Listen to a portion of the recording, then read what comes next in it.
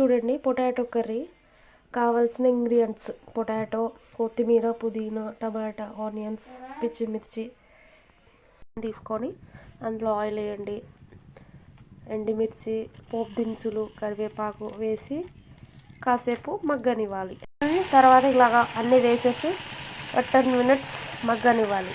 తర్వాత అందులో అల్లం వెల్లుల్లి పేస్ట్ అండ్ మసాలా దినుసులు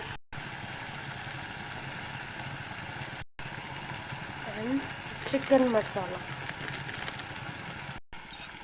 తర్వాత ఇందులో 2 స్పూన్స్ కారం, సరిపడా ఉప్పు,